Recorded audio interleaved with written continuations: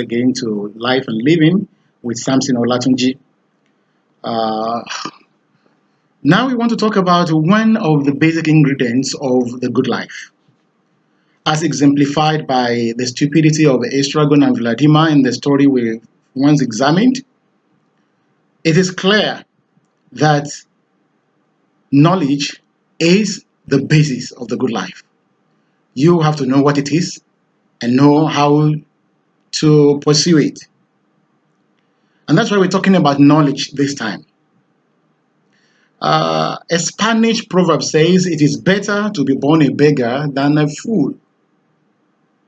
A beggar has hope if he acquires knowledge.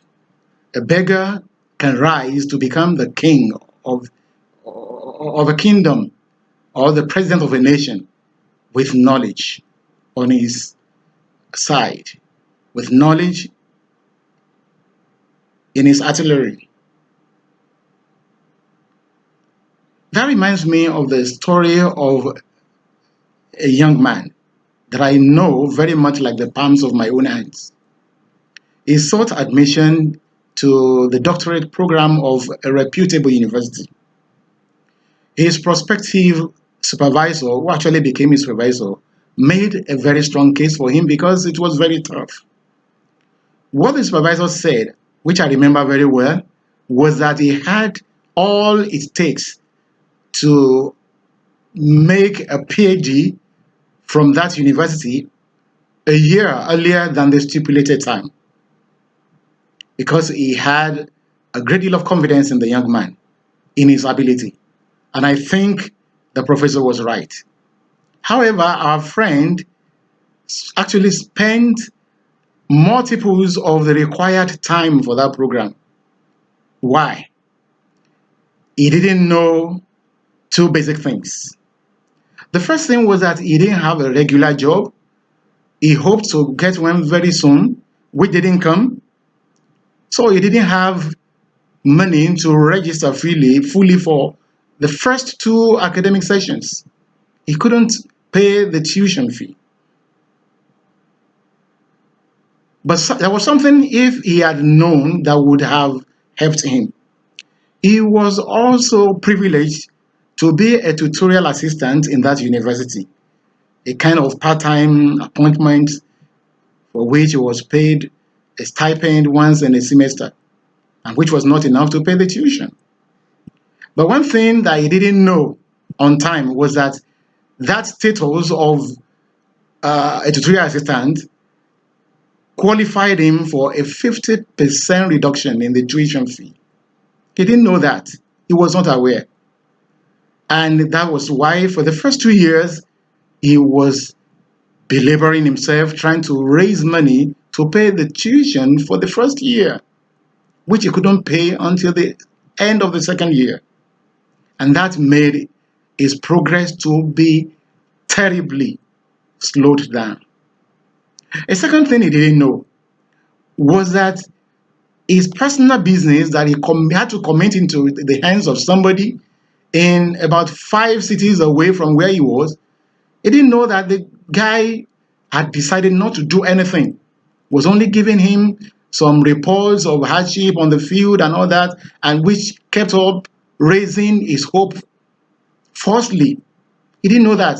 He didn't have time to go and check for himself.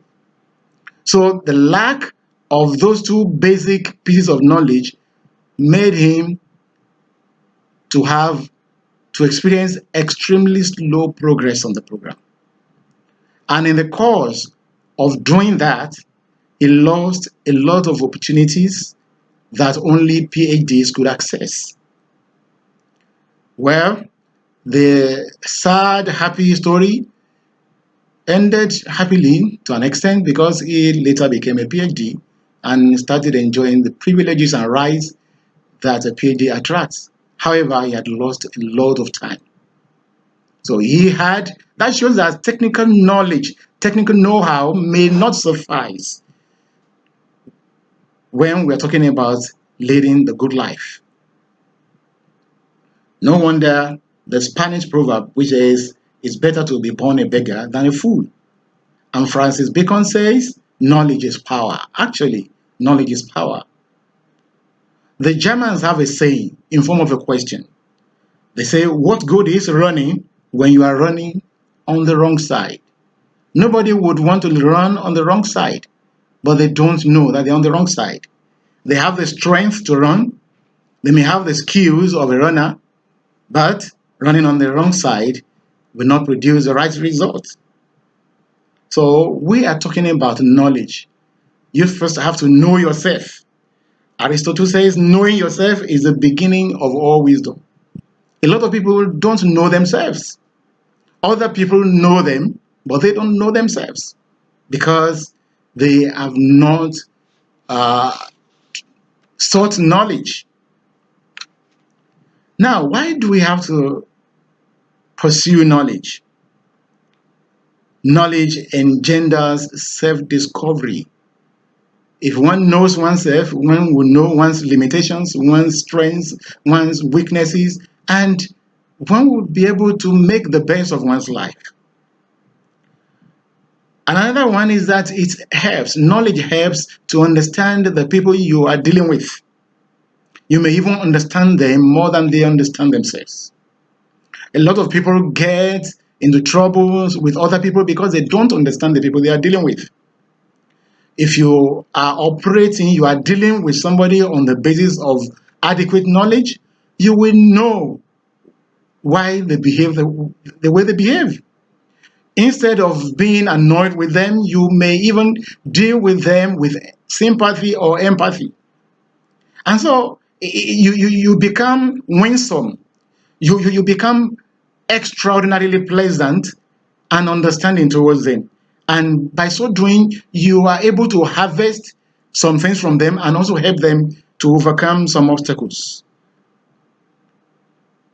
When you have adequate knowledge, you are also always on top of situations, no matter how terribly bad they are, no matter how turbulent, because you probably know how they would end. You won't panic. And also, knowledge does something. In this present world, we know we are all in a knowledge economy. The jobs that will fetch you cool money, the good money that can take you out of poverty, the jobs are not those ones that require brute force. You must have realized that the jobs that exert a lot of energy, that stress people up, are the jobs that don't pay well. The ones that pay well are those ones that require specialized knowledge. And that's why we have to be friends with knowledge. Oh, it would interest you that even the creator of the heavens and the earth could not help his people when they lacked knowledge. He cried out, my people perish because they lack knowledge. He couldn't help them. So if you want to make the best of situations, to get the best from life, then your knowledge base will determine how well you can go. Then how do we acquire knowledge? How do we acquire knowledge? You can access knowledge through your senses. Use your eyes. Be watchful. Watch things keenly. Then you may be able to see what others cannot see. And it makes you to be at top of situations. Use your ears. Be an attentive listener, a critical and creative listener. Research has shown that many people do not even know how to listen. And unfortunately, they think they do. Many people, more people in the world, are not listeners at all. But they are not aware.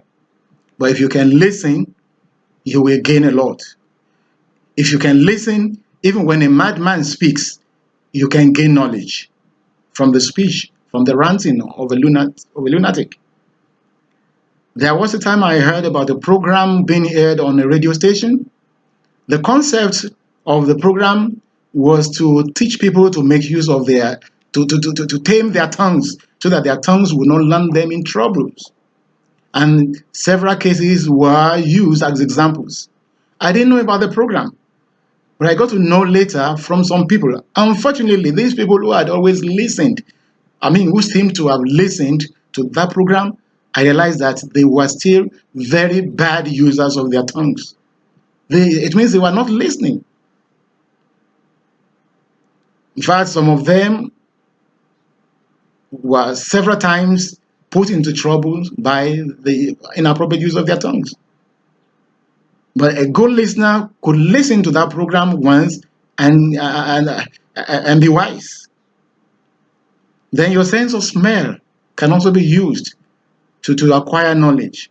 How about somebody who has learned through experience using the olfactory to detect that when wire is burning, there is a way it smells. Such a person may be able to avoid danger of electrocution or of being choked up in an inferno just because he has learned how to use his nostrils, sense of smell. And more importantly, we acquire knowledge by reading, which means you don't have to go to the four walls of the classroom before you can acquire knowledge through reading. The internet, rightly called the Internet of Things, is one resource that has inexhaustible, massive concentration of reading materials that one can learn from. So virtually anywhere you are, you can learn, you can improve on your skills, on your knowledge base by making the best use of the internet. Unfortunately, many people do not read. So if you want to stand out, please get knowledge. We know of presidents of nations who had no shoes when they were growing up. Throughout elementary schools, they didn't have shoes. We know of one man who was the richest man in Africa. The first time he ate an egg was when he went to his fiancee's place. But he grew up, he rose up to become the richest man in Africa through the knowledge he had acquired. So knowledge is something we cannot do without if you want to have the good life. Just imagine an octogenarian publishing a book to celebrate his 80th birthday. What that man has written must have been a product of about 80 years of acquisition of knowledge and understanding and wisdom. And you, by just reading that book within 3 days or 4 days, you acquire the knowledge. Reading is a wonderful way to acquire knowledge. Listening is an easy way and wonderful way. And we have to acquire knowledge in order to have that good life we desire. Once again, it is Life and Living with Samson Olatunji.